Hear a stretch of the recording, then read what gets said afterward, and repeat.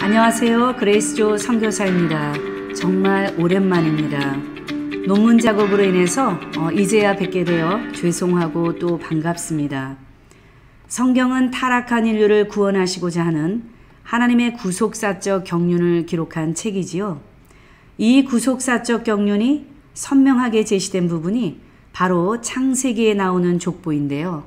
여러분, 창세기에서 가장 핵심적인 인물이 누구일까요? 많은 위대한 믿음의 선진들이 있지만 그 중에서도 바로 아브라함이라고 할 수 있겠습니다. 왜 그럴까요? 오늘 그 이유를 살펴보도록 하겠습니다. 아브라함이란 중심인물을 알기 위해서는 먼저 창세기의 구조를 아는 것이 중요합니다. 이 구조를 알면 창세기를 더 쉽게 이해할 수 있고 나아가 성경 전체에 흐르는 하나님의 섭리를 이해하는 데 많은 도움이 됩니다. 자, 먼저 창세기는 몇 장으로 구성되어 있지요? 네, 50장이죠. 이 50장은 크게 두 부분으로 나누는데요. 1장에서 11장과 12장에서 50장입니다. 1장에서 11장은 원역사로서 인류 및 만물의 기원, 죄의 기원, 족보의 시작을 기록하고 있고 12장에서 50장까지는 아브라함 및 그의 가족, 4대 족장을 중심으로 한 구원 역사를 보여줍니다. 내용에 있어서 하나님 나라의 백성을 이루기 위한 경건한 자손 한 사람을 찾는 과정을 아브라함을 통해서 보여주고 그의 경건한 자손이 한 민족을 형성하고 온 땅에 충만하여서 하나님 나라가 완성될 것을 보여줍니다. 즉, 한 개인과 한 가정을 통해서 역사하시던 하나님의 구원 역사가 이제 한 민족을 통해서 전 세계적으로 확대되어 펼쳐질 것을 창세기는 보여주지요.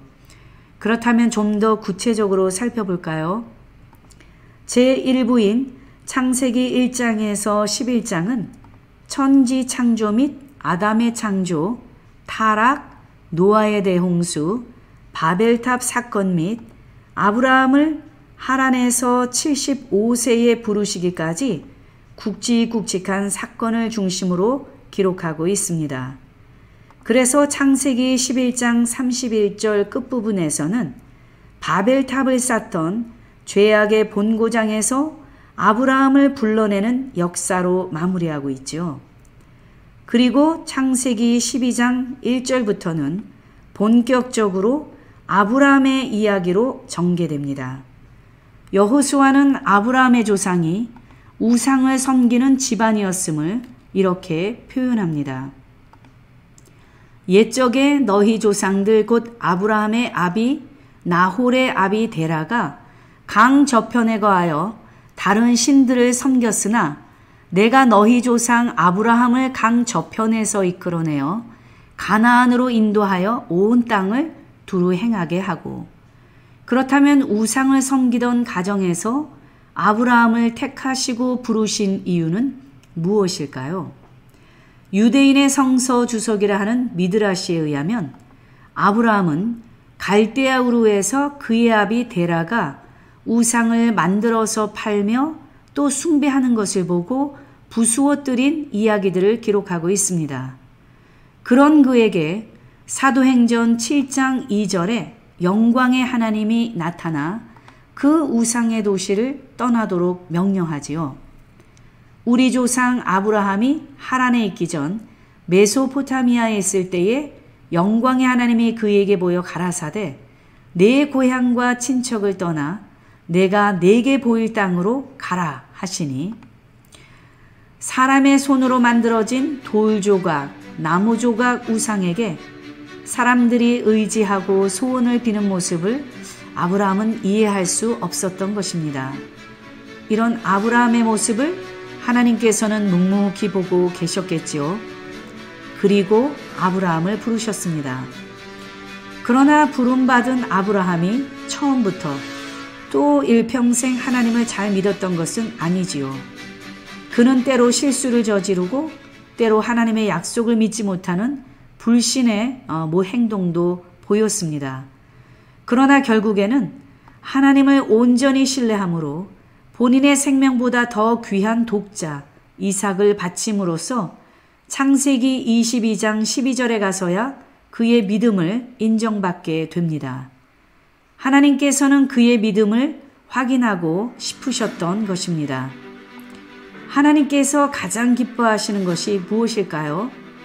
바로 믿음입니다. 하나님께서는 구속사의 경륜 가운데에 메시아를 이 땅에 보내실 때 여자의 후손으로 보내신다고 창세기 3장 15절에 약속하셨지요.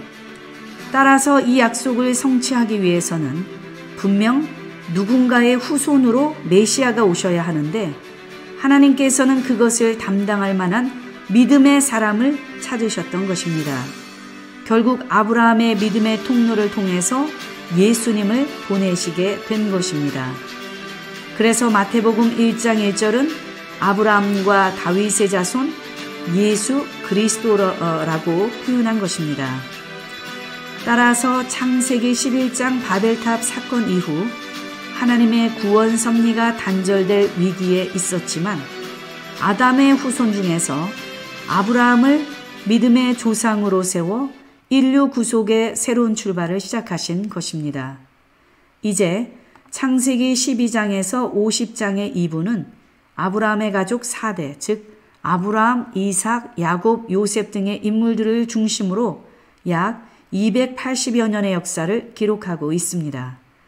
이 부분은 아브라함의 믿음이 그의 자손들에게 어떻게 전수되며 그들이 어떻게 믿음을 지키며 살아가는지를 보여주고 있습니다.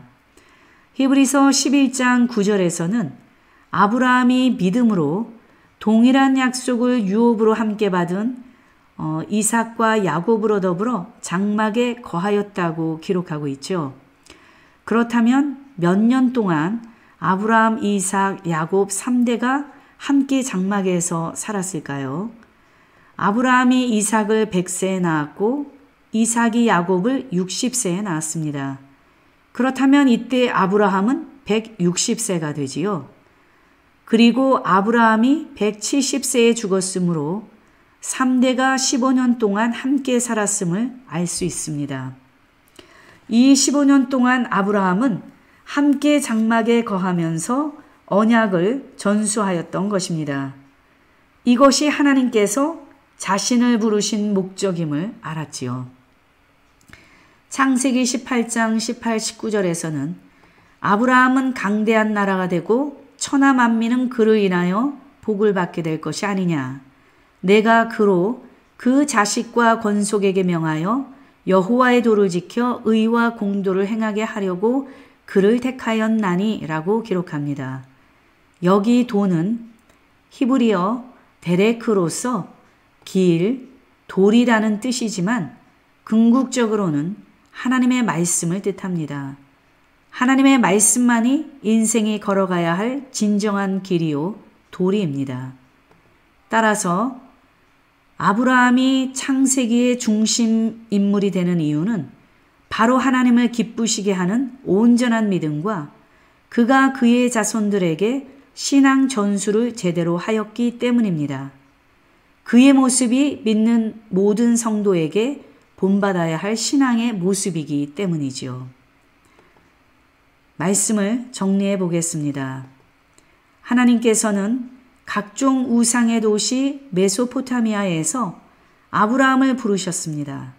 그를 부르신 이유는 그와 그의 자손들이 여호와의 말씀을 전수받아 의와 공도를 행하며 경건한 삶을 살기 원하셨기 때문입니다.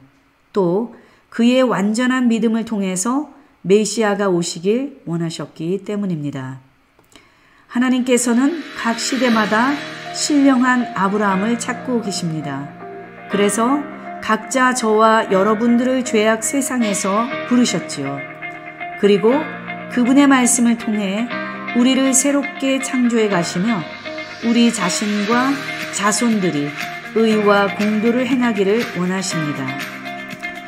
믿음을 찾아보기 어려운 시대에 하나님을 기쁘시게 하는 믿음과 신앙 전수의 삶을 살아야겠습니다.